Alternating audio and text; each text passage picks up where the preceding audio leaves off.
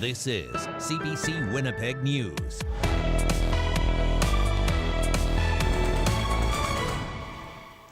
Good evening. Thank you for joining us tonight. First Nations in northern Manitoba are calling on the federal government to investigate what they call a monopoly.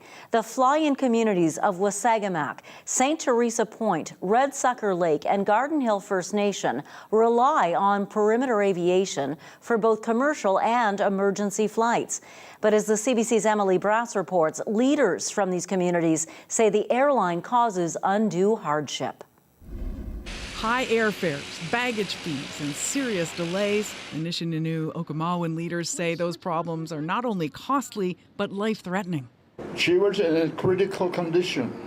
Garden Hill councillor Ron Beardy says just this week, an elder spent 2 days waiting in a nursing station for a flight to Winnipeg. He says Perimeter told him no planes were available. She finally made it to Winnipeg and she passed away here. Now, when I phoned Perimeter, the representative, she said, I'll look into it. I haven't heard from that. One after the other, chiefs and councillors recounted stories of losing loved ones as they waited for delayed flights. There's a lot more. Like, some people don't even say anything anymore because it's deaf ears. Wasagamak Chief Walter Harper says his First Nation has withdrawn its business from Perimeter and is now spending on charter flights instead. He's heard countless stories of poor customer service, including his own boarding a flight. I was frustrated, and I said to myself that this is what people are telling me. So I walked out of there in frustration and anger. First Nations leaders are calling perimeter aviation a monopoly and say that creates undue hardships for their communities. They're calling on Transport Canada to investigate. Perimeter says while it's working to address the First Nations complaints, the airline has been struggling with recent pilot and mechanic shortages. But AMC Grand Chief Kathy Merrick says problems with Perimeter go back decades. Leadership has had several meetings with Perimeter management over the years. And when I was in leadership as a chief, I too had those meetings with Perimeter. And very little has changed. Merrick says federal authorities have a treaty obligation to ensure fly-in communities have timely access to medical care and more affordable transportation. We did not hear back today from Transport Canada on whether it'll investigate. Emily Brass, CBC News, Winnipeg.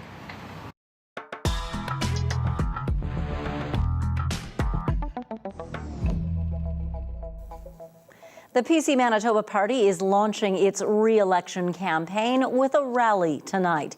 It's part of a busy second official day of the campaign trail. Let's go now live to CBC's Ian Fraze at Kirkbridge Park in the riding of Fort Richmond, where leader Heather Stephenson's been speaking. What's happening there, Ian? Thanks, Janet. Heather Stephenson has just taken to the stage in the last minute or two. Again, this is a campaign rally trying to rally the troops. We got around 200 supporters here, many candidates as Stephenson, again, trying to motivate her base of supporters during what is expected to be a competitive election campaign. Earlier today, though, the PCs promised, if elected, they would eliminate the land transfer tax for first-time home buyers. That's the fee the home buyer pays to transfer the title of the home to their name.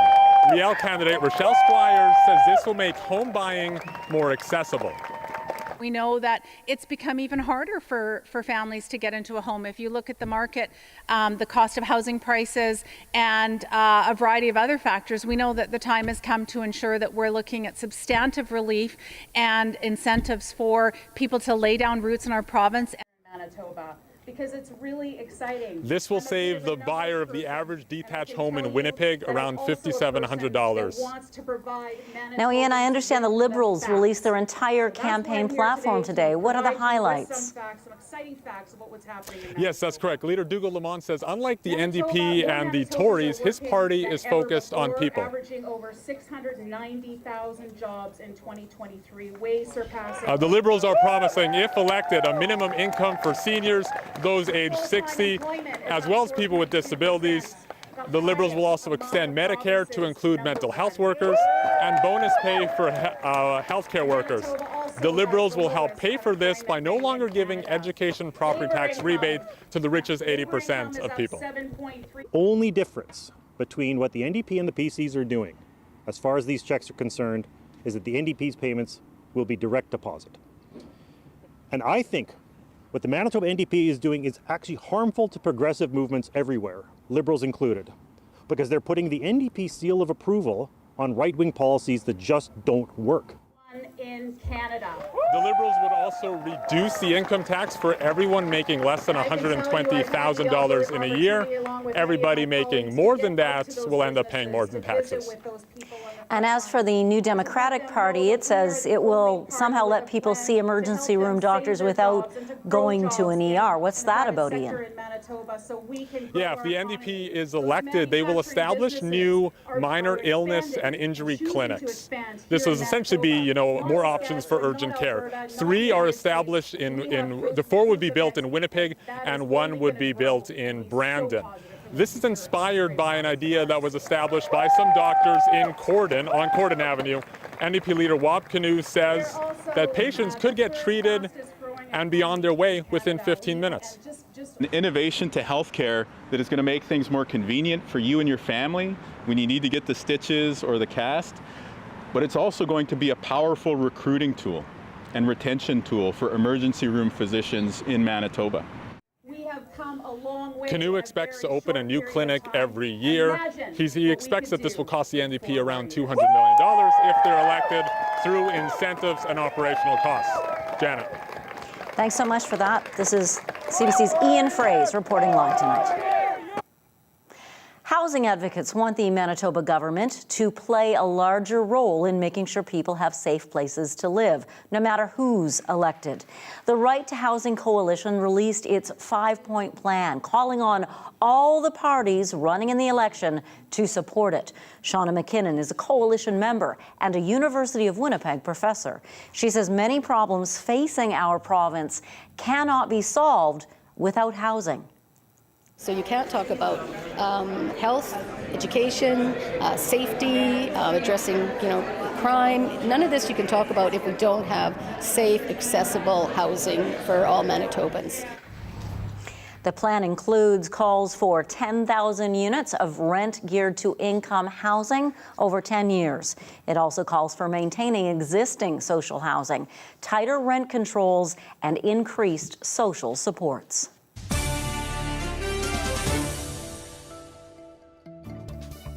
Remember, you can watch Manitoba's 3 main party leaders go head-to-head right here at 6 p.m. on September 21st. We'll be teaming up with CTV and Global to bring you an hour-long, commercial-free provincial leaders debate. It will be moderated by Mary Agnes Welch from Probe Research with questions from a panel of journalists.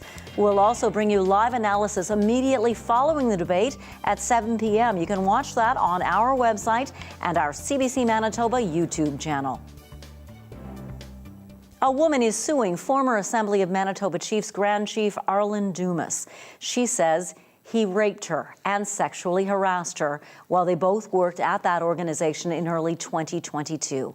In a statement of claim filed at the Manitoba Court of King's Bench last Wednesday, the former AMC employee says she experienced at least 8 non-consensual sexual encounters at the hands of Dumas. This is all alleged to have happened while he was Grand Chief between January and March of 2022. CBC News is not identifying the woman because she is an alleged victim of sexual abuse. No criminal charges have been laid. Her accusations against Dumas have not been tested in court. No statement of defense has been filed. There's been a dramatic increase in the number of homicides in Brandon. So far this year, there have been 4 homicides there. That compares to 1 in the past 3 previous years. Brandon's police chief says organized crime and gangs have been ruled out as the cause of the increase, but there is a common element in all the deaths. There is a common theme with the homicides, and that is that they involve either all or some of the following factors: societal factors of addiction, mental health, or substance abuse. Police foot patrols in downtown Brandon have now started where 3 of the 4 homicides occurred. The city will be getting a sobering center next year. As students head back to school this week, one northern school division says some classrooms won't have teachers. The Frontier School Division is struggling to find enough staff. The division covers northern Manitoba. Right now, it has 34 vacancies. Manitoba Teachers Society says it is a reality plaguing many divisions across the country. It says teachers are burned out and taking on heavier workloads each year. That has left divisions like Frontier working with recruiters and coming up with incentives to try to attract staff. Well, fall routines are back. Thousands of kids across Manitoba are back to class. First day jitters and excitement welcome students this morning at Sister McNamara School in downtown Winnipeg. CBC's Zabina Ahmed was there. This is going to be a fun year of learning. With some amusing welcome back props, classrooms and corridors are abuzz with kids. It's back to class for more than 300 students at Sister McNamara School. I'm excited about because I'm starting in the big class. Debbie Lenhart is the principal. Her students come from diverse backgrounds.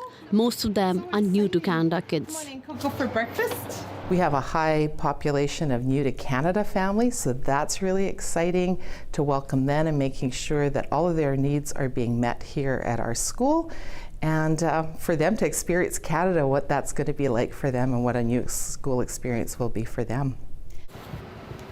Vern Klassenweep teaches grade 1 students. The morning goes quite swimmingly.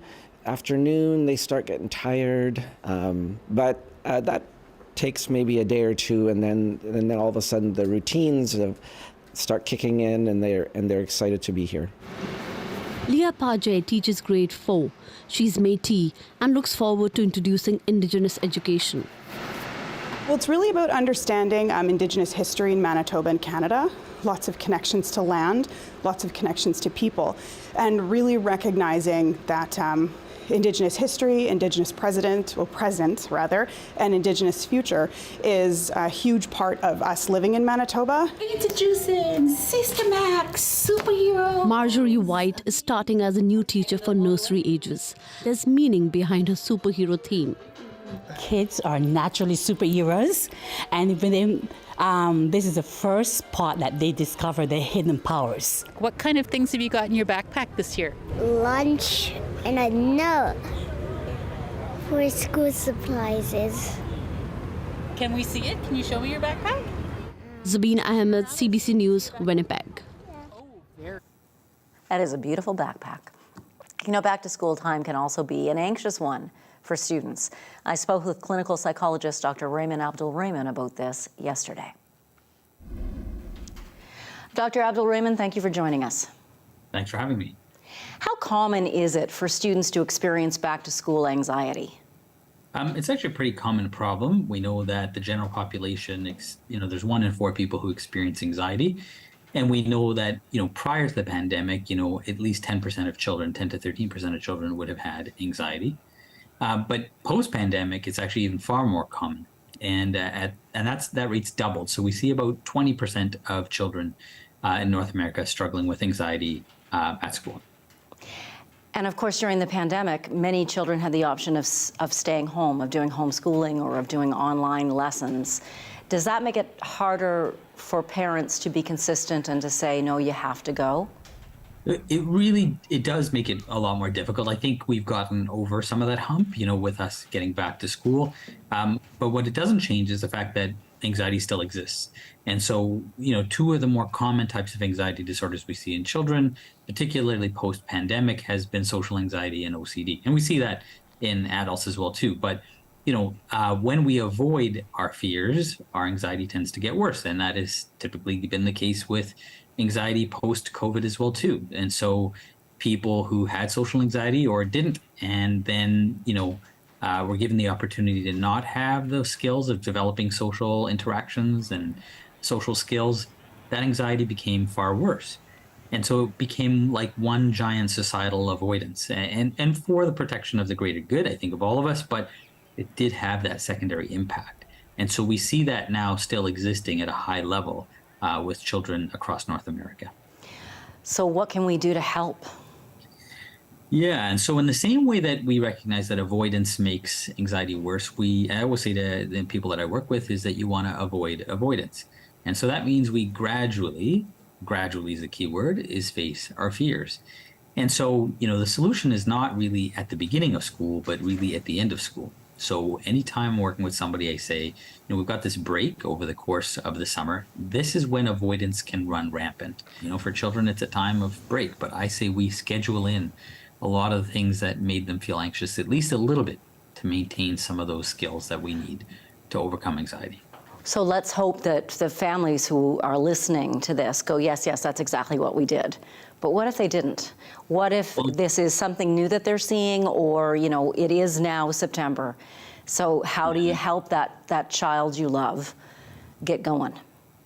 So it is about challenging the thoughts and the beliefs that we have about anxiety. Quite often we have what we call them cognitive distortions, and that happen at any age. That the beliefs that we have about our ability to succeed can feel very challenging, can produce a lot of anxiety. And so, challenging a lot of those thoughts is critical. Once we're able to adjust those thinking, or at least challenge that thinking, we can now engage in a behavioral change. And that means gradually facing those fears even now. And that means, it's very important. We don't want to get to the point where we're flooding somebody. It's a term we use when we move towards exposure very quickly.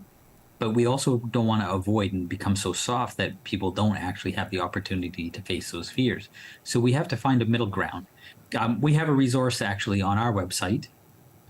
If people just Google Worry Shrinker tip sheets, you'll see a series of tips and tools that people can utilize.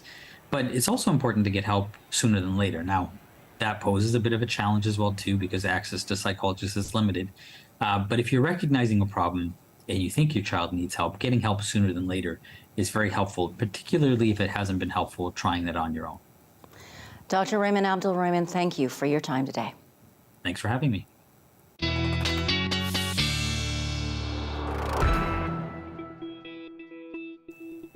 Time to check in with meteorologist John Sauter. It was a beautiful day for back to school, hey? Yeah, no splashing in puddles on the way there or anything like that.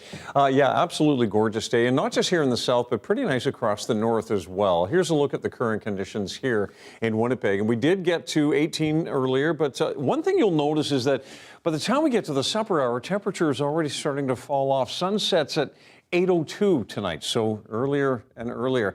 Yesterday at this time, I showed you the visibility at 3 kilometers and was saying that heavier smoke was going to move out of the region. Certainly did. We've got a higher visibility now, and it's been climbing all day today, and now almost unlimited. West winds at 9. That was a big difference over yesterday as well. So much lighter winds. We do have a little bit more cloud across the north, but really clear skies all across the south here, and it looks like that will continue on into the evening hours. Now, I am watching a system moving out of northern BC across Saskatchewan into Manitoba as we get into tomorrow, and it mostly affects the north, but there's a trailing front that might catch us in southern Manitoba. And you can see all this action here across southern Saskatchewan tomorrow and up into the Dauphin-Swan River area.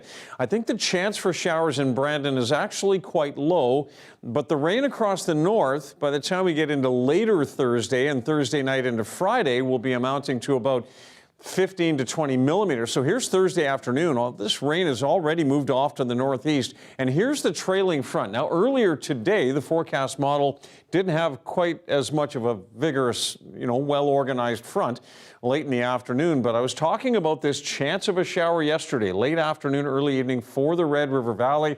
As it moves through into the evening hours, it moves through quite quickly, and I think it'll be quite isolated or short-lived if it does happen for us here this far south. But certainly some rain across the north in the next 36 to 48 hours, certainly. Here's a look at Friday afternoon. Beautiful sunshine, a few stray showers up into the northeast, and then Saturday brings more of a sun-cloud mix. Between now and 24 hours from now, projected rainfall looking like 3 to 4 millimeters across the north, and then you can see these areas out to the east building in the next 24 hours as we head into the supper hour on Friday. 12 millimeters for Gillam. This area you see here could be that 15 to 20 millimeters that we will pick up in that next 48 hours. Morning temperature this morning was 7. That's the projected low that'll happen early in the morning. 9 degrees by about 8 a.m. Mainly sunny. South winds at 20. A bit more of a breeze tomorrow, but a sun cloud mix in the afternoon and a high of 22. And that kind of weather continues through Friday and on into the weekend. Janet, we're looking at low 20s, a sun cloud mix, and later in the 7-day forecast, I'll show you how this will continue on into next week. Okay, thanks very much, John. You bet. A couple of tiny horses made a big impression today at a long-term care home in Winnipeg. 2 miniature horses clop down the halls of Riverview Health Centre visiting patients. CBC's Travis Golby put together this piece for us.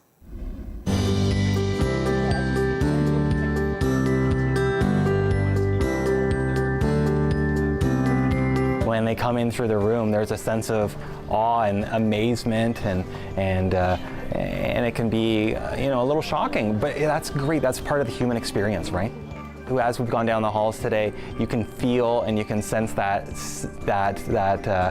kinetic energy in the air. You can hear people waiting in the halls. I've had a few people already poking their head out and are we here yet? Are they coming to my room? So that's awesome to see. So this is led by one of our residents here, Ricky. Having those resident-led programming ideas is integral to what we do here. Having that opportunity for Ricky to plan something out and being a part of that whole process, it's also helpful for me. I like a second person helping me along, so it makes my day. It's important for us to be connected to, right? Connected to nature, connected to one another, connected to animals and pets. And I think that's just something that, like I say, that's that human experience. When we have these ideas and we dare to dream a little bit, that there's people, there's people in our community that do great work, and it's great when we can bring them in and have that imagined community become a reality. Basil again first. What beautiful animals. Well, at least for the time being, the Bank of Canada is holding the line on interest rates. You know, the bank's been steadily raising rates in an attempt to rein in inflation. We'll bring you the latest after the break.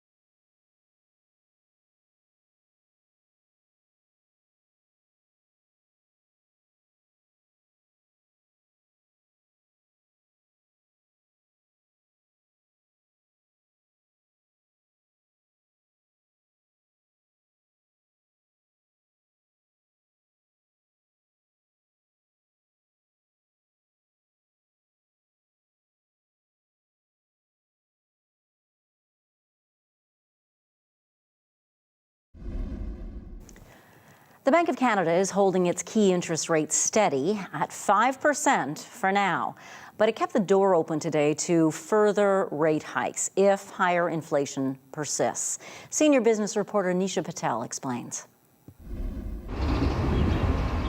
Anyone with a variable rate mortgage has been hit hard by the dizzying rise in interest rates, going from near 0 to 5% in just a year and a half. It's getting difficult for us to survive here in Toronto. I would say we are just surviving. It's the same story for us, and it's the same story for so many other families. So yes, it's difficult, but as we say, we are trying to survive. We are floating. Now there's some relief as the Bank of Canada hits pause. The central bank says the economy is slowing, the job market is cooling, and consumers are spending less.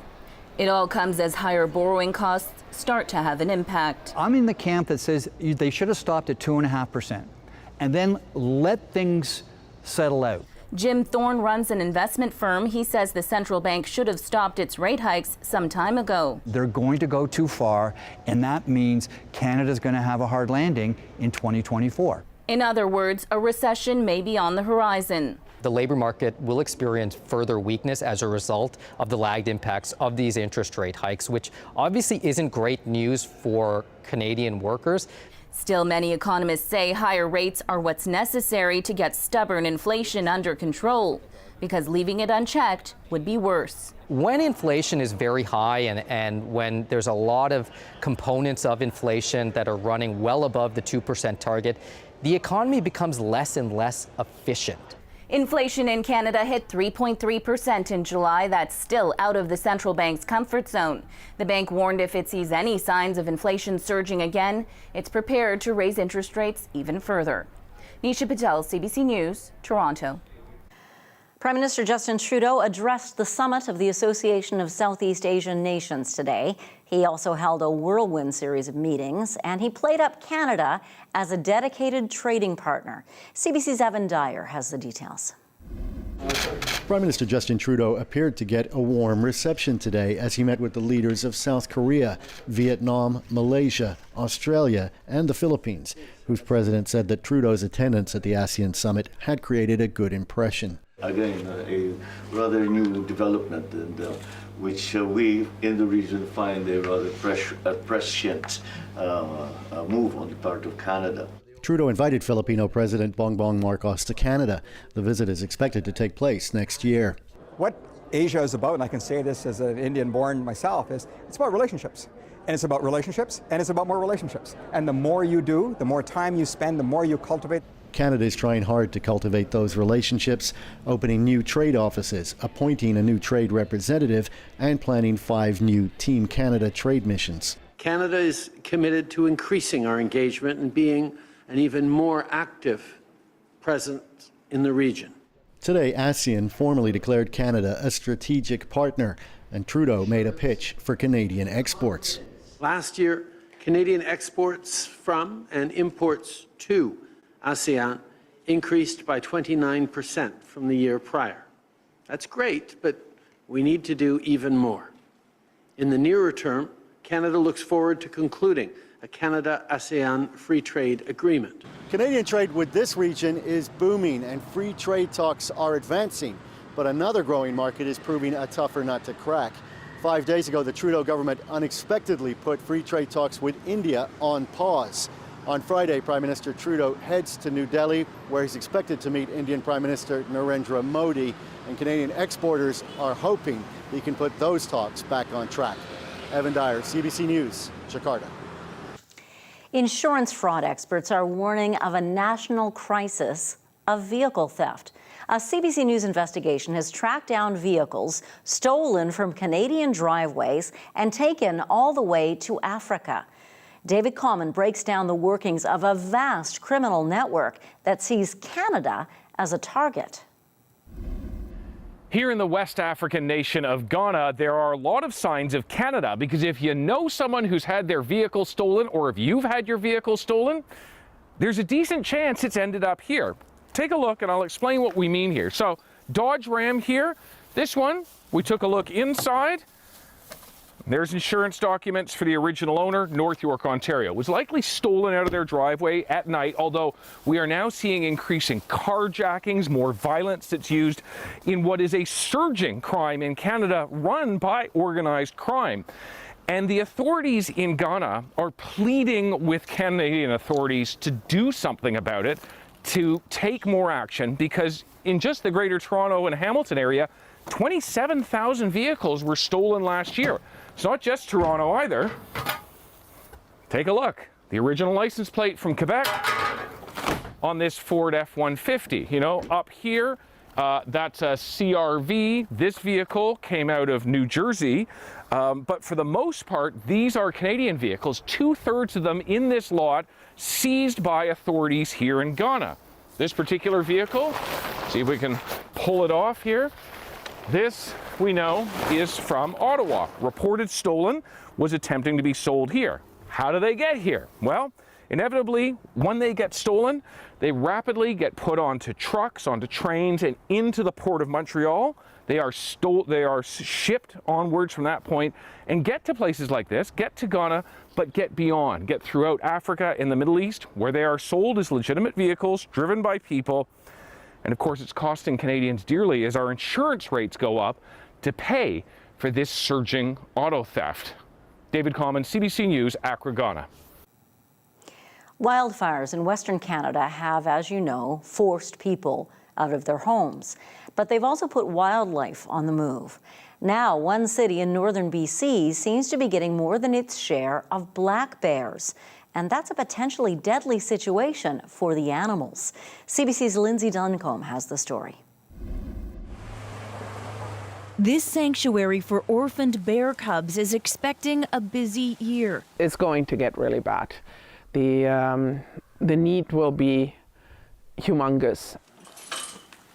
Cubs here have been abandoned by their mothers, attacked by dogs, even caught in wildfire. This female is recovering from burned paws. So whether it's a fire or the drought that's driving them out doesn't really make any difference. But for us, it means that province-wide, bears are in trouble. There's 3 of them. They're climbing the tree. Biologists don't know exactly what's happening to northern BC's black bear population, but in Prince George, many are coming closer to humans. It could be because their habitat has burned or because drought has dried up their food sources. We're in kind of an unprecedented time here, and we're we're just run off our feet essentially. RCMP have told people to stop calling unless a bear is being aggressive. If people are in danger, then we'll respond rapidly. But other than that, we just kind of have to let these animals live their lives. We're in their territory as much as they're in ours. In August, conservation officers put down 36 bears for safety reasons.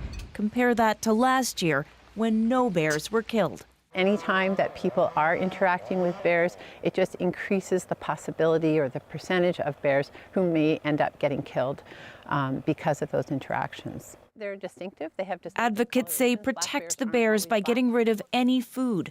Pick fruit trees, clean up garbage. There are still weeks until hibernation. Close encounters are expected to continue. Lindsay Duncombe, CBC News, Vancouver. The number of E. coli cases continues to rise in Calgary after an outbreak there at local daycares. There are now 56 lab-confirmed cases, including as many as 50 children. 15 people have been hospitalized. Alberta Health Services says 11 daycares have been issued closure orders. The outbreak's been linked to a shared kitchen that prepared food for the facilities. The daycares will undergo a deep cleaning, which could take up to a week. The World Meteorological Organization released new data today. Turns out this past summer was the hottest on record. Stay with us. Much more to come after the break.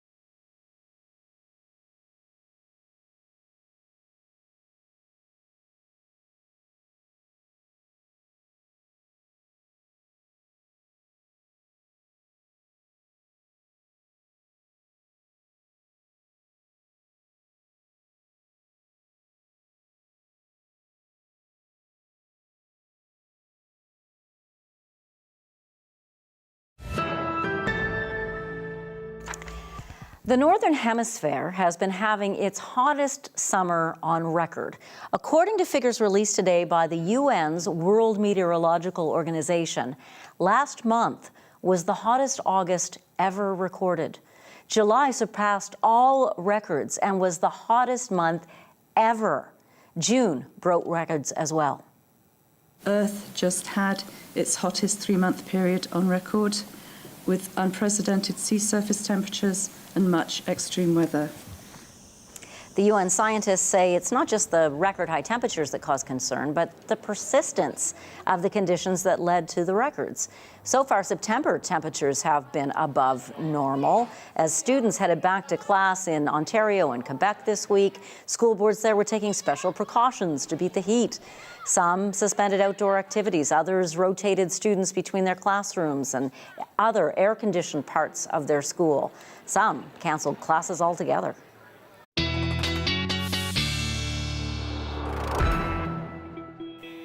And of course, we had that weekend we just had with temperatures in the 30s, but that's weather. Yeah. And that's a little different. You know, a lot of southern Manitobans would be confused by this because July here and August were cooler than normal in this part of the world. But when we're talking about climate, we're talking about trends that are over a period of time, and we're talking about global trends, not just our local weather here.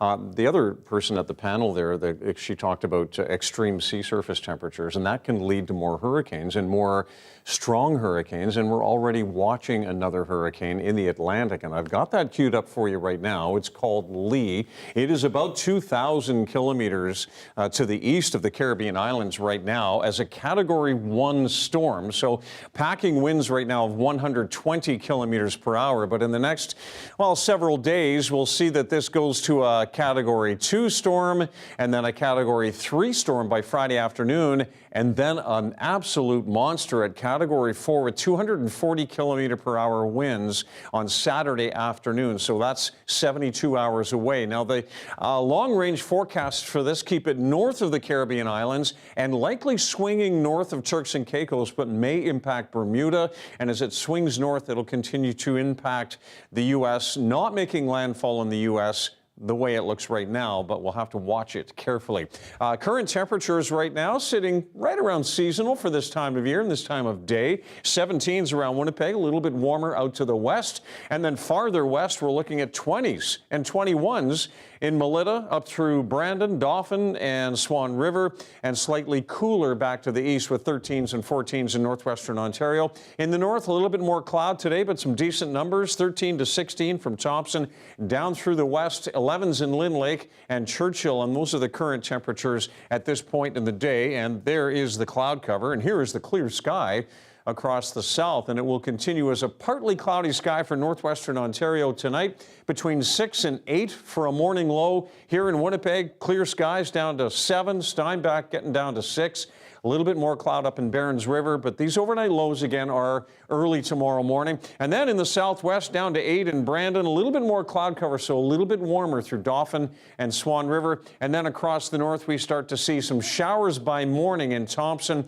and in Norway House. And then tomorrow, that system I talked about earlier will spread some showers into Thompson. Showers, risk of storms in Norway House, but this is where we could see by the end of Thursday and early Friday, more like 15 to 20 millimeters of rain. In the south, we could see that as afternoon showers, risk of a storm in Swan River and Dauphin. Otherwise, mid-20s and sunshine back through Portage, Morden, Winkler, Carman. Low 20s here in Winnipeg. 22s and 23s generally across the southeast and then off into northwestern Ontario. Once again, around 18 degrees, but varying amounts of sun and cloud. And I'll have your 7-day forecast shortly. Thank you, John. You bet.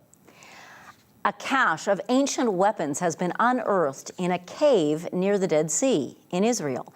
Archaeologists have recovered 4 swords that date back nearly 2,000 years. Oh my God! Whoa! It's thought these swords were Roman weapons taken by Jewish rebels in a revolt against Roman rule sometime between 132 and 135 AD. The cave, which is in the desert overlooking the Red Sea, was a hideout for rebels against the Romans. A coin from the era was also found. After nearly 3 weeks, wildfire evacuees from Yellowknife are finally allowed to return home. But what kind of lasting effect is there after you've been forced to flee? We'll look at that after the break.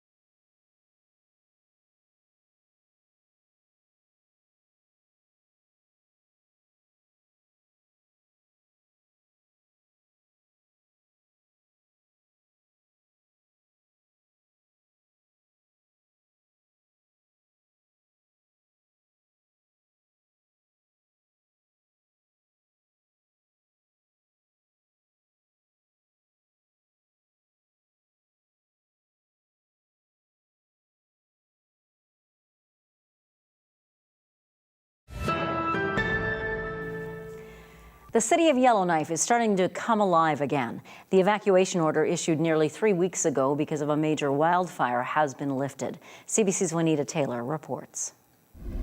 Here at the Yellowknife Airport, the first of many flights have started arriving, bringing residents back home. Flights are being chartered in from mostly Alberta. Others will be coming in from Manitoba and Yukon. The Northwest Territories government says it will fly people back over 5 days. People are also arriving on commercial flights. And residents also arrived on Highway 3. What was supposed to happen at noon local time happened an hour earlier when the barricades were removed, letting vehicles through. Some people slept in their cars last night at the checkpoint, anxious to be one of the first in line today. We wanted to avoid the traffic. We thought it'd be a charade in here this morning. Because when we got evacuated, there was like 1,000 cars ahead of us. Only about 100 vehicles were waiting in line at the time the road reopened, allowing for an orderly stream of traffic. Many knifers are still in Alberta, choosing to avoid the rush of getting back in. Some medical services will still take some time to get the city fully functioning again.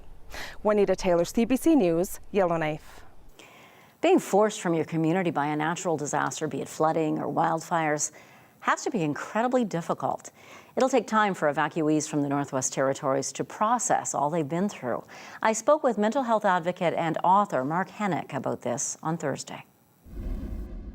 Mark, thanks for joining us. Thanks for having me, Janet.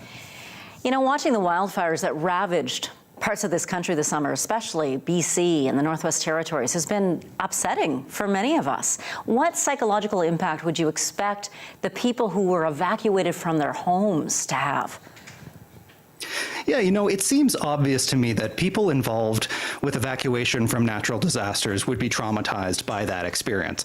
But I think to a degree, we've almost been desensitized to the word trauma. It's almost become like a therapy speak. But the reality is that trauma is real and that the experience of it can still be highly subjective. So, you know, I'd expect just the typical person, whether or not they have a pre-existing mental health condition, to experience things like chronic stress, anxiety, grief, worry. These are entirely normal reactions to a profoundly abnormal situation. I always think, too, of parents trying to help their children understand what's going on, often perhaps suppressing what their own feeling, trying to put a happy face on the situation. Can that make things worse, do you think?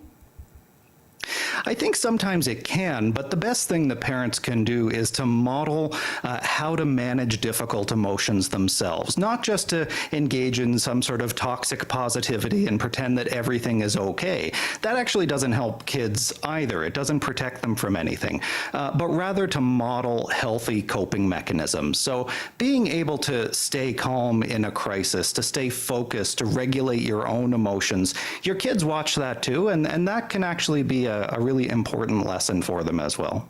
But it's not easy to stay calm and focused all the time. What do you do when you actually feel really anxious? It's certainly not. You know, it's much easier said than done. And I think it's what is easy is getting trapped in that cycle of blame and regret and not wanting things to happen to you. So I think of trauma sort of happening in three phases. There's the before, the during or the acute, and the after. Before is everything that you bring to the table in advance. You can make yourself more resilient. You can learn how to bend without breaking before traumatic events even happen. Then in the acute phase, really focusing on managing what you can. Volunteerism is actually a really powerful way to ground yourself in those sorts of situations, getting involved with the evacuation effort and helping others, even though you're one who needs help too. And then in the after stage, really focusing on allowing yourself to grieve the things that you lost. You know, not getting too stuck on the world and your life the way that you thought it was supposed to be. We need to remain flexible, cognitively flexible in these kinds of environments, because the world is just going to keep changing and there's not much we can do to stop that. I love the first part, building resilience before bad things happened. What are your tips for that? Because that's advice all of us can use. I think it is. And, you know, it's part of that is absolutely being open to the joys and the happiness and the positivity in life for sure. That's how we, you know, bolster ourselves, but also being open to the difficult feelings too. We can't run from or avoid our hardest emotions. Sometimes we have to just be able to work through them and remind ourselves of that arc of the story, of the beginning, the middle, and the end. That relatively speaking anyway, we will continue to move forward regardless. I think, you know, there's a good deal of research that shows that when we take that storytelling approach to our life, it can make things make sense, at least in our own head, which I think is the only place that probably really matters anyway. Mark Hennick, thank you so much for your time today. Thanks, Janet. John, 7-day forecast and your daily lift still to come. Stay with us.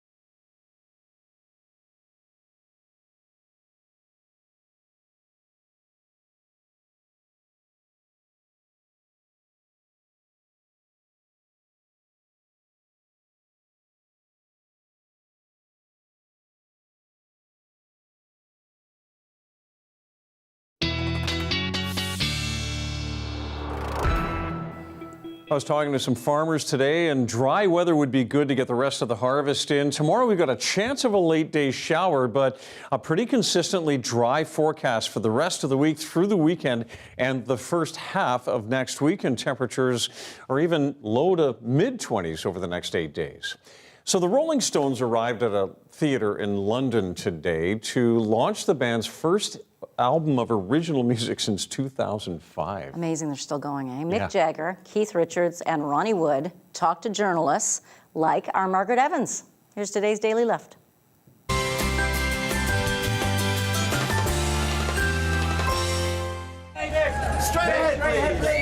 Three musketeers riding together again, gathering in East London to offer up a sneak preview of their first album of new music in nearly 20 years. The Rolling Stones. Talk show host Jimmy Fallon was on hand to shepherd them through a live broadcast. We're here to present our new single, which is called Angry. Don't get angry with me. The single for the video scrolls back through time, conjuring up the band in younger years. This is the 24th studio album. 24th for you guys. Can you remember the press conference for the first? Keith and I were in a pub in Denmark Street, and we had the album, and there were two journalists, one from the NME and one from the Melody Maker. We bought them a pint of beer. We said, here's our album. That's it. Have a listen. Nearly 60 years later, Denmark Street is still here, along with a guitar shop that once housed the studio where the Rolling Stones recorded their first album. Everybody you can think of in British music kind of came through this studio at some point or another. But the Stones take pride of place, and owner Crispin Weir says fans still make pilgrimages here. I don't think anybody's gone on and done it as long as they have, and what's so unique is they've done it all their way. And they're still a top touring band, even after the loss of drummer Charlie Watts in 2021. The new album includes 2 tracks Watts recorded before he died. The remaining Stones show no sign of slowing down. Now the elder statesmen of the rock world, their sheer longevity is seen as an act of rebellion all on its own. I think it's just willfulness, for want of a better word. Adam Beer lectures on popular music. This was music that initially was meant to embody youth and embody rebellion. And we're now getting to see what happens as it grows old. Don't get angry with me. It's clear they're still holding on to a few rock and roll cliches, but this album marks another turning of the page for one of the world's most enduring bands, nonetheless. Margaret Evans, CBC News, London. So I guess the daily lift is just keep on rocking. Yeah. You know, I was thinking I should have auditioned to be their next drummer, but Right? alas, I'm still a weatherman. Alas, you're too young. Nobody could Way really too match young. Charlie Watts. I mean, they're No. going to miss him. Thank you for being with us. We'll see you tonight at 11 and tomorrow at 6. See you later.